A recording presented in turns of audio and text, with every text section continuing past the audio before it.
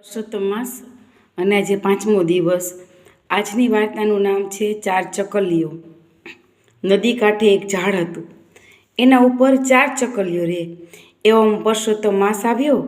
ગામની સ્ત્રીઓ નદીએ નાહવા આવે, નાહી ધોઈ ખેતર ખેડે, ઝાડ નીચે બેસી અને કથા વાર્તા કરે।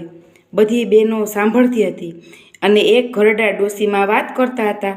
ડોશી કહે, પુરુષોત્તમ માસમાં જે નકોરડા ઉપવાસ કરે તેને રાજાનું ઘર મળે, ધારણા પારણા કરે એને નગર શેઠનું ઘર મળે, એકટાણું કરે એને સાધારણ ઘર મળે અને નિત્ય જમે એને હાવ ગરીબનું ઘર મળે। આ વાર્તા ચકલીઓએ સાંભળી। એક કહે, પુરુષોત્તમ માસમાં હું તો નકોરડા ઉપવાસ કરીશ, બીજી કહે હું ધારણા પારણા કરીશ, ત્રીજી કહે હું એકટાણું કરીશ અને ચોથી કહે તમારે કરવું હોય એમ કરો, હું તો બરાબર ઝાપટીશ, તમે ઉપવાસ કરશો એટલે મને વધારે ચણ મળશે। આપણે તો પ્રભુની મેર, ખાવાની લેર, તમે તમારે કરો ઉપવાસ। ધારણા પારણા એટલે શું? એક દિવસ એકટાણું અને એક દિવસ ઉપવાસ કરો એને ધારણા પારણા કહેવાય। પછી 4 ચકલીઓ સૌની ઈચ્છા પ્રમાણે પુરુષોત્તમ માસ કર્યો।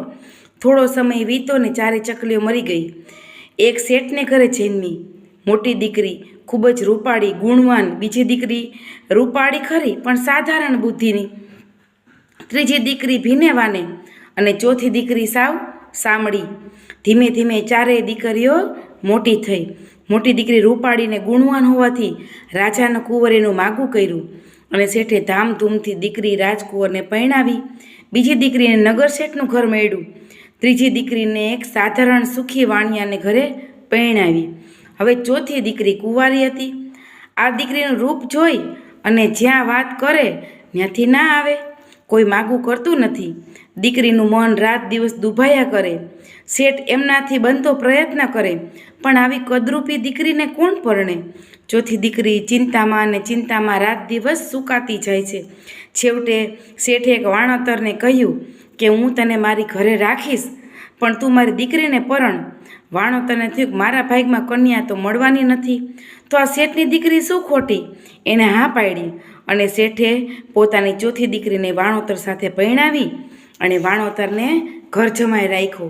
એવામાં પુરુષોત્તમ માસ આવ્યો। 4 બહેનો પોતાના બાપને ત્યાં ભેગી થઈ સુખ દુઃખની વાતો કરવા લાગી।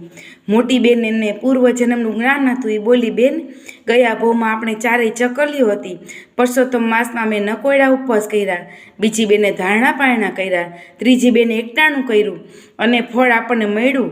અને પછી ચોથી બેન સામું જઈને બોલી કે બેન તે મારું કહ્યું માન્યું નહીં, આખો પુરુષોત્તમ માસ ખાઈ પી અને લેર કરી, એનું ફળ તારે ભોગવવું પડ્યું।